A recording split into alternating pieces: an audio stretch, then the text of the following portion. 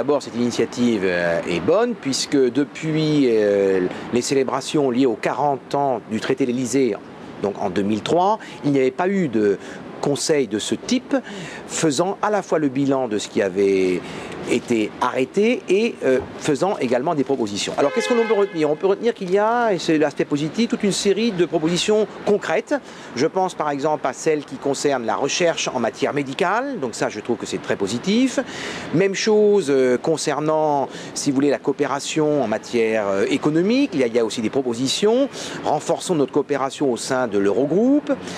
Par contre, je dirais que ce que je déplore, c'est l'absence de projet géopolitique. Il n'y a rien concernant une vision franco-allemande de la relation avec la Russie. Il n'y a rien concernant également notre politique éventuellement commune en Asie centrale. On pourrait dire la même chose également de l'élargissement, qui est un vrai sujet, puisque l'on sait que ça va venir à échéance très prochainement. Donc je crois qu'il y a un aspect positif et un aspect qui l'est moins.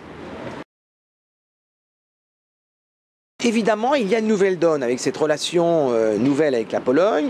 Le ministre des Affaires étrangères, M. Westerwelle, a fait sa première visite de ministre, non pas à Paris, mais à Varsovie. Donc c'est vrai que ça marque tout de même un nouvel axe.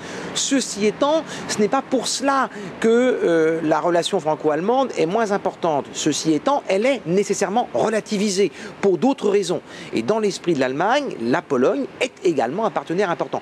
Ça ne veut pas dire qu'elle met la France et la Pologne à égalité. Il ne faudrait tout de même pas confondre. Elle garde un taux d'opinion positive très élevé. Ceci étant, elle a quelques difficultés à l'heure actuelle au sein de sa propre coalition, puisque les libéraux FDP avec lesquels elle a constitué ce gouvernement veulent exister politiquement, notamment dans le domaine de la politique économique. Et le gros débat à l'heure actuelle, c'est sur l'ampleur des baisses d'impôts.